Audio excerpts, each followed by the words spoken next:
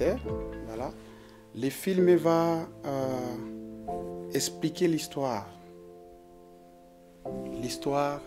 des communautés sangaphones. Ici, je voudrais bien énumérer toutes les ethnies qui composent la Sangaphonie. Voilà. Nous avons les Basanga des Souches, nous avons les Kaondé, nous avons les Balomotois, nous avons les Banoichi, Bazela et les Bayeke. Voilà les 6 ethnies qui composent le Lanzolami Kuba.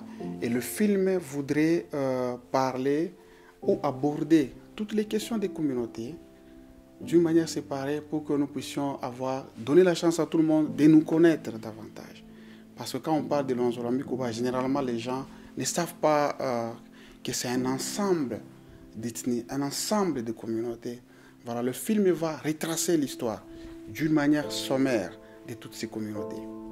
Le film va expliquer notre point commun, l'intersection de toutes ces ethnies. Le film va expliquer les valeurs culturelles de la Sangaphonie. Le film va expliquer les us et coutumes de nos communautés sangaphones. Et autre chose, c'est que l'objectif principal, en aval, c'est que le film voudrait apporter un plus dans le vivre ensemble dans les communautés. Après les documentaires, nous avons les productions musicales. Et d'ailleurs, nous avons dans notre actif, au jour d'aujourd'hui, un album de 12 titres avec le label de notre frère Sébastien, dit Infrapa. C'est une belle aventure, voilà, parce que nous voulons promouvoir la culture sangaphone avec la musique, parce que la musique, elle est définie comme la dernière des religions qui rassemble les gens.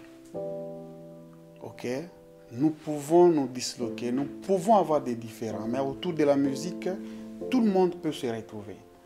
Et nous avons saisi cette opportunité pour véhiculer un message, pas seulement d'éduquer ou rééduquer, ou soit encadrer nos communautés, les égayer pendant des moments de fête et des moments de malheur, mais nous voudrions aussi donner la chance à ceux-là qui vont écouter cette musique-là, à ceux-là qui vont déguster cette musique-là, d'approfondir, l'apprentissage de la langue.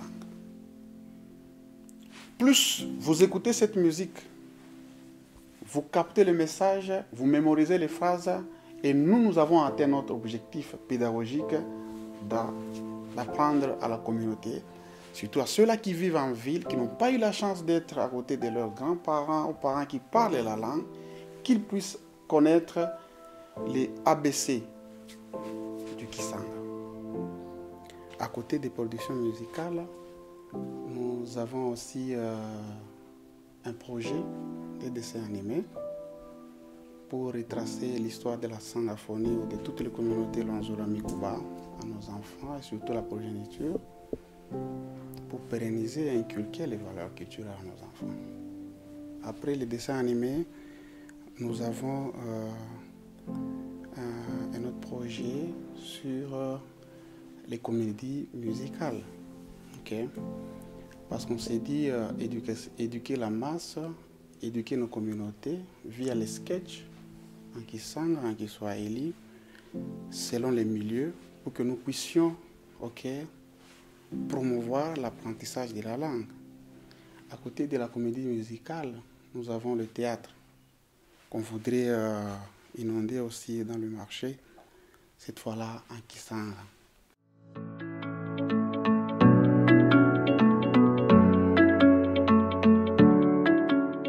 Nous avons beaucoup de personnes, beaucoup de Lanzolami Kuba, beaucoup de notabilités qu'il faudra mettre en valeur. Mfankolo pour nous, chez nous en famille, c'est Papa Kiembe Kaswili Odilon. Ok? C'est un monument par rapport à l'œuvre éducationnelle, le théâtre, par lequel il a véhiculé beaucoup de messages et éduqué beaucoup de personnes.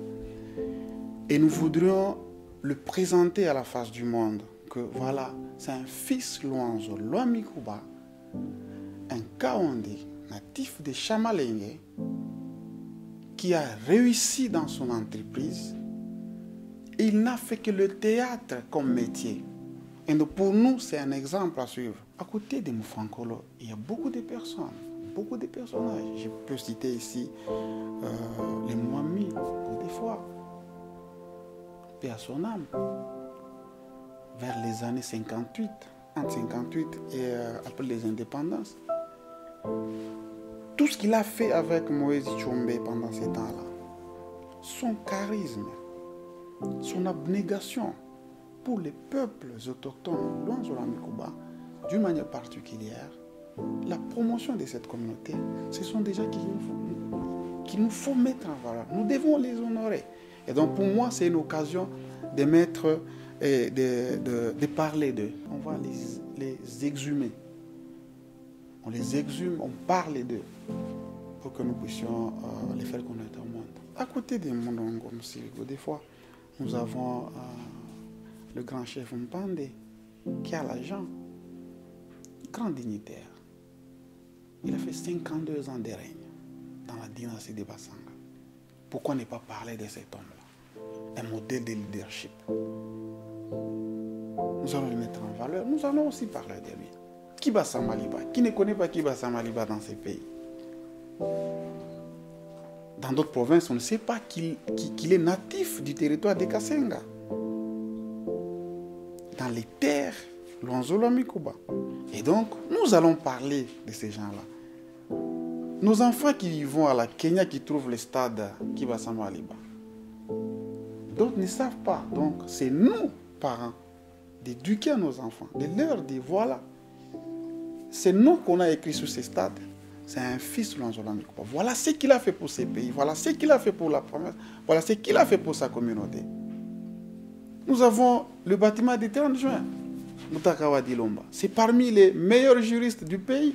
Un enfant Luanzo Lwami Kuba. Et donc, pour moi, c'est pas déterrer, mais les exhumer, parler d'eux, pour que nous puissions se servir de bons exemples. Donc, il y a plusieurs personnages, Luanzo Lwami Kuba, qu'il faudra qu'on puisse parler d'eux. Pas seulement ceux-là qui sont déjà décédés.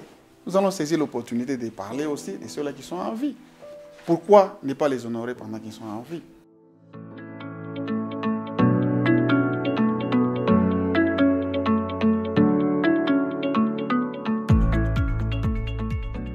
C'est l'amour. L'amour que je porte pour ma communauté. Les Luanzo Lwami Kuba ou les communautés sangaphones méritent mieux. Nous sommes un grand peuple. Nous sommes un peuple au sang cuivré. Au jour d'aujourd'hui, si on utilise les téléphones, les cobalt se trouvent sur nos terres. Nous avons le plus grand gisement de cuivre dans le monde. Nous sommes un grand peuple. De par l'histoire, nous méritons mieux. Alors, je me suis dit que il fallait faire quelque chose. Je ne suis pas les seuls, je ne suis pas les premiers. Je voudrais juste que nos enfants, la génération future, puissent voir là où les parents ont placé la barre. Que nos enfants puissent faire plus que ce que nous sommes en train de faire aujourd'hui. La motivation, je la tire de l'amour pour cette communauté. Je voudrais que cette communauté, voilà, qu'elle puisse être promue sur le plan culturel. Parce que quand on veut tuer un peuple, on tue d'abord sa culture. Le premier objectif de tous ces projets, c'est l'unité. Okay? Nous sommes en train de solidifier cette unité des communautés sanglophones, des communauté Luanzula Mikoba.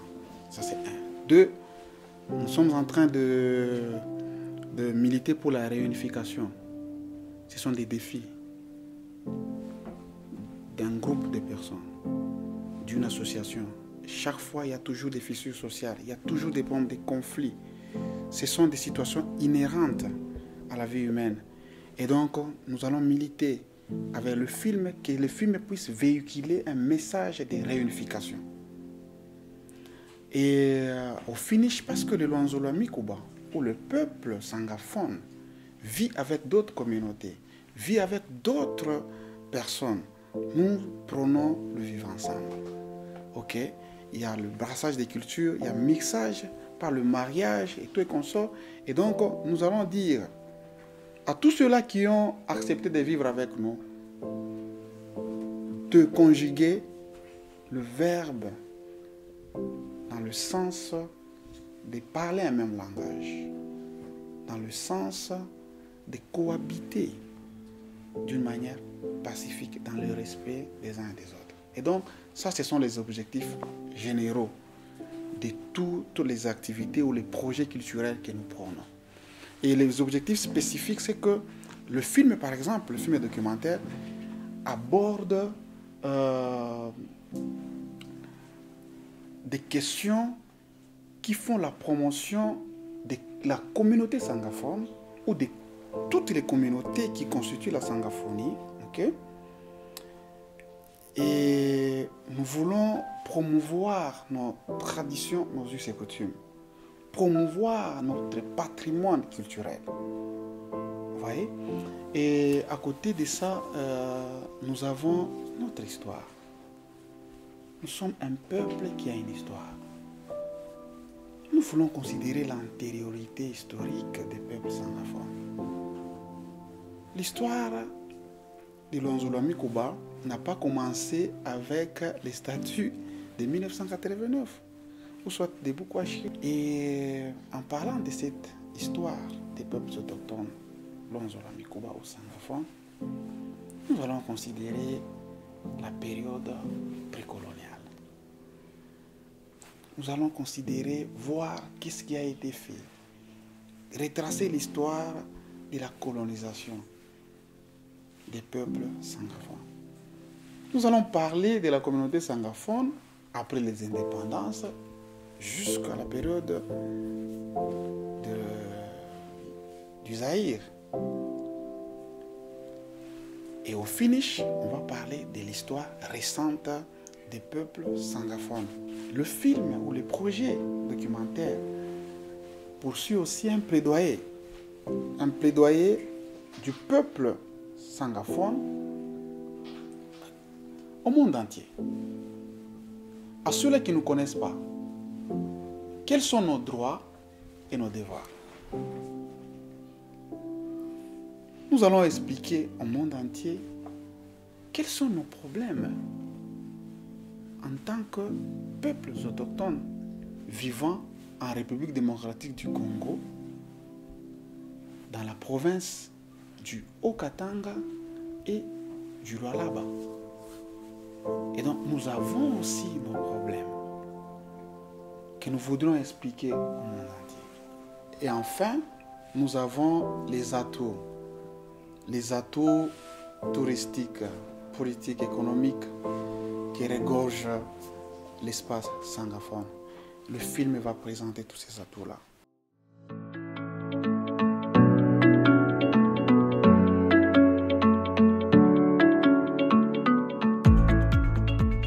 Déjà pour le projet film et documentaire, nous sommes dans la collecte des données. Nous sommes déjà à 90%. Nous sommes à 90% de collecte des données. Et le projet évolue bien. Aussitôt terminé avec les tournages sur le terrain, nous allons passer au banc de montage. Après le banc de montage, le film sera fin prêt pour la consommation au grand public sur toutes les étendues de la République démocratique du Congo et sur toutes les plateformes en ligne. Et donc, pour le projet documentaire, sur le plan technique, nous y allons mollo mollo. Voilà, pour produire un travail de qualité, des professionnels à la hauteur de la grandeur de ces peuples au sang cuivré. Et le deuxième projet, c'était l'album qui est déjà qui est en train d'être consommé par la communauté Lonzolo-Amikoba d'abord, parce que le projet lui est dédié. Nous avons déjà fini les 12 titres, voilà, et nous avions produit sur le label L'Empire Kiamitofé, et ce n'est qu'un début. Pour nous, en tant que producteurs, promoteurs de toutes ces activités, nous voudrions encourager tous les talents sangaphones et non sangaphones d'ailleurs, qui voudront venir ou se joindre à nous pour promouvoir la culture sangaphone. Ils sont les bienvenus chez nous. Et donc, vous voulez chanter en Kisanga, vous voulez promouvoir notre culture, voilà, nous allons voir les possibilités ensemble, comment est-ce que nous pouvons les produire. Et donc, au jour d'aujourd'hui, nous avons l'album de Kiamitofé qui est en train de consommer. À côté de l'album de Kiamitofé, nous avons un autre album qui est déjà dans le laboratoire de Mebumpande, de 6 titres. Voilà. Elle va chanter, mélanger tout, de tout pour que nous puissions toujours apporter un plus dans le monde musical, sur le marché des disques, l'inonder avec les chansons en Kisanga. Voyez? Et à côté de l'album de Mebu Mpande, nous avons aussi Parnela Rabunda. Okay? Elle aussi a déjà travaillé 4 titres. Un single qui sera sur le marché bientôt, toujours en Kisanga, okay? Pour promouvoir la culture de chez nous.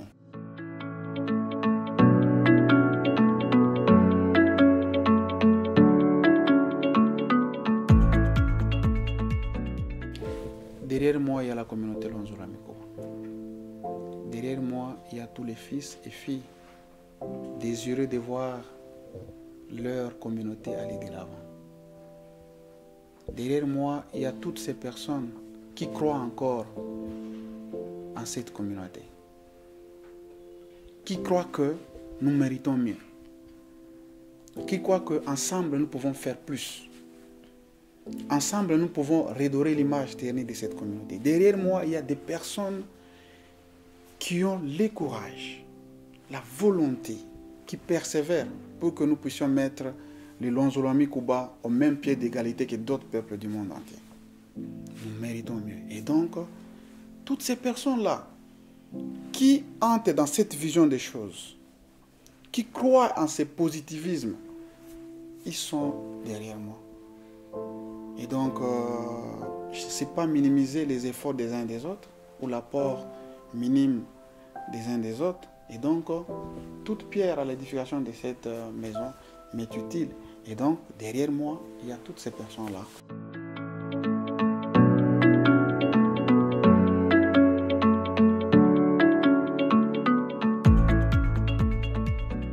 Le film en soi, c'est une logistique terrible. Une logistique terrible. C'est une première expérience. Et donc, nous venons du néant. Et comme on n'a rien trouvé comme repère sur le plan cinématographique qui parle des communautés sangaphones, et donc, il nous fallait aller partout. On n'a pas su atteindre tous les coins et recoins de la communauté Lonzolo-Amikoba, ok? Parce que Dame la pluie aussi nous posait trop de soucis. On n'a pas eu accès à certains sites parce que le milieu est enclavé. Et donc, il y a des moments où nous étions butés à des barrières physiques et nous étions incapables de les franchir. Mais je dois l'avouer que nous avons quand même pu recueillir ou récolter un minimum de données, un minimum d'informations qui permettra à ce que nous puissions présenter la communauté Lonzolo-Amikoba devant la face du monde. Les difficultés financières sont toujours là parce qu'on ne peut pas faire ce genre de projet sans argent. Et donc, comme je vous ai dit qu'il y a des gens, des volontaires, vous voyez, et d'autres personnes, d'autres communautés qui voudront nous promouvoir, ils seront les bienvenus. Ils seront les bienvenus. Parce qu'au finish, l'objectif, c'est quoi? C'est la promotion de la culture. C'est la promotion d'une communauté.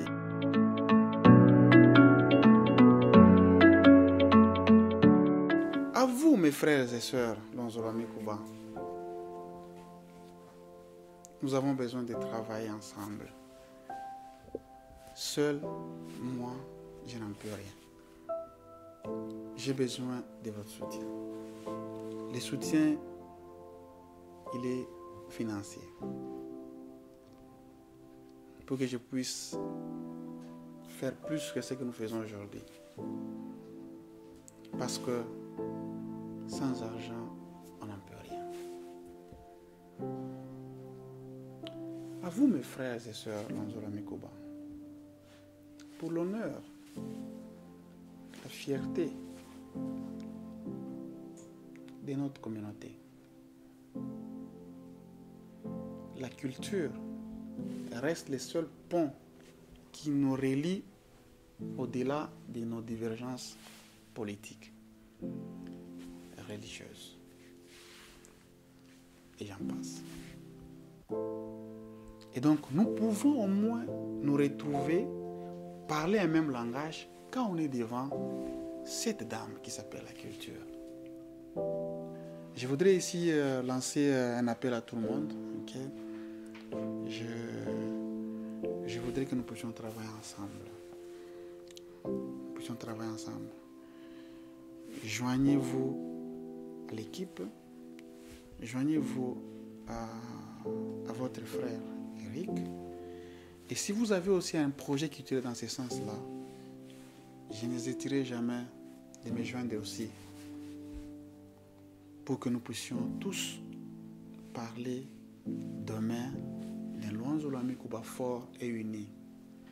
Parce que nous aurons les mêmes défis, même au-delà de 100 ans. Quels sont ces défis-là? C'est l'unité, la réunification, l'absence par moment de l'amour de cette communauté. Les Lonzolami Kuba ou le peuple sangaphone, ce sont des peuples hospitaliers. Et donc, à tous ceux-là qui ont accepté de vivre avec nous, à ceux-là qui sont nos beaux-frères aujourd'hui et belles-sœurs, okay, nous avons besoin de travailler sur l'unité qui va refléter la grandeur de cette communauté.